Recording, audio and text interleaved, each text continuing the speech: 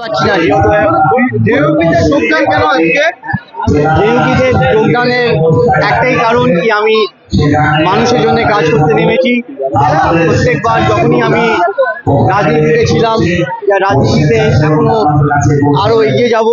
R JUP is the platform যেখানে আমি মানুষের কাছে, মানুষের পাশে, মানুষের সাথে এখানে থাকতে এসেছি। আর আমাদের অভিভাবক, আমাদের লিডার হুমায়ুন কবির সাহেবকে সামনে রেখে উনি যা যা ইনস্ট্রাকশন, যা যা ডাইরেকশন দেবেন, আমি সব ওনার ডাইরেকশনের মতন ওনার কাজ করব। আর পশ্চিম বাংলায় যেটা বলেন একটা চেঞ্জের দরকার, তো হুমায়ুন কবির সাহেব ইজ দ্য চেঞ্জ। আর আমার সাথে শোয়েব কবির, আমাদের ইউথের ফেস আছেন। উনি সবাই আমাদের যারা এখানে কর্মীরা আছেন, আপনারা সবাই দেখেছেন যত ভিড় আজকে, সংখ্যায় সংখ্যায় এত হাজার হাজার মানুষ যারা এসছেন। একটাই কথা ওনারা বলছেন, একটা কথা বলতে চাই আমি, এই যে 15 বছর হতে চলেছে আমাদের যে স্টেটে, আমি হিন্দু মুসলিম মন্দিরকে বাদ দিয়ে, আমি যেহেতু আমি একটা আমি একটাই কথা বলতে চাই, একটা স্টেটে কি দরকার, education, industry, infrastructure, medical facility, এটা আমাদের স্টেটে 1%ও নেই। আমি যখন বাইরে যাই, অন্য কোনো স্টেটে যাই, আমাকে সব লোকরা বলো আপনি কোথায় থেকে এসেছেন, আমি বললাম ওয়েস্ট বেঙ্গল। ওয়েস্ট বেঙ্গল ওই আরজি করের ঘটনা, আপনার ক্যালকাটা সাউথ কলেজের ঘটনা। তো একবার আমার মানে কোনো সময় আমাদের পশ্চিমবাংলায় ছিল রবীন্দ্রনাথ ঠাকুরের বাংলা, স্বামী বিবেকানন্দর বাংলা, আর এখন আমাদের শুনতে হয় কয়লা, বালু, গরু পাচার, সিমেন্ট, প্রমোটিং, আরজি কর, বলৎকার, এইসবের বাংলা। এই জন্যই এই আওয়াজ, এই মুখটার জন্য, এই আওয়াজের জন্য আমি এখানে এসেছি। আর আজকে এই জনতা উন্নয়ন পার্টি সামনে রেখে, হুমায়ুন কবির সাহেবকে সামনে রেখে আমি আজকে যোগদান দিয়েছি। আর ইনশাআল্লাহ তাআলা আমি পুরো কাজ করব, এতদিন করে এসেছি, আরো এগিয়ে যাব, আরো কাজ করবো মানুষের।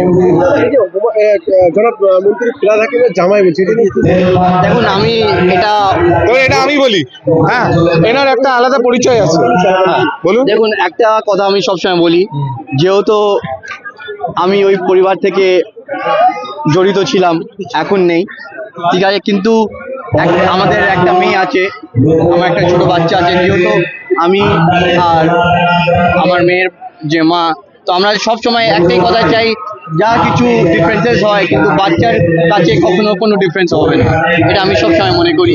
আর উইথ অল ডিউ রেসপেক্ট, জনাব ফিরাদ হাকিম উনি একটা অনেক সিনিয়র লিডার আছেন, অনেক রেসপেক্টেড লিডার আছে, আমি নিশ্চয়ই ওনাকে অনেক সম্মান করি, সারা জীবন করব।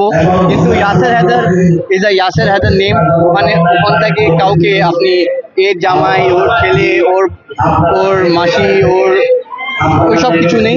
ইয়াসের হায়দার ইজ ইয়াসের হায়দার, আর Yaser Haider is a social activist, আর আজকে থেকে জেইউপির একটা অ্যাক্টিভ মেম্বার।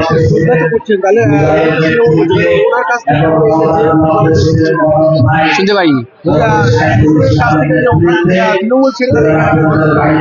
যেমন এটা তো অনেক, আমি তৃণমূল তো 2021-এ ছাড়লাম, কারণ আমি অনেক বড় একটা পোস্ট লিখেছিলাম যেটা অনেক ভাইরাল হয়েছিল।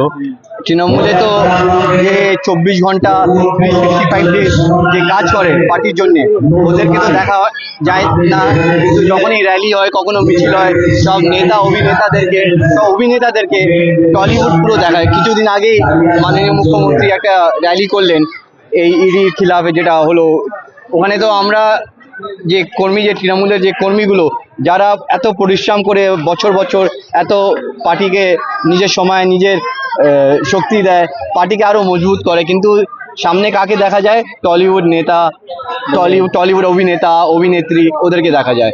তো এই পার্টিটা, এই যে তৃণমূল কংগ্রেস পার্টি, আমি মনে করি এটা অভিনেতা আর অভিনেত্রীরই পার্টি, আর যে ইম্পর্টেন্ট যে কর্মীদেরকে দেওয়া হয় ওটা দেওয়া হয় না। তো আমি নিশ্চয়ই এটা একটা কারণ, আমি সত্যি বলি কি, এটা একটা মানে it is a very shameful thing to the worker of the Trinamool Congress worker ki it is very unfair basically ki ওদেরকে সামনে না রেখে, ওদেরকে এরকম পিছনে রেখে, আর অভিনেতা অভিনেত্রীদেরকে সামনে রেখে। জামাই ছিল না, এখন বিচ্ছিন্ন হয়ে আলাদা হয়েছে, এটা নো কমেন্টস, এটা আমি বলবো না, এটা আমাদের পার্সোনাল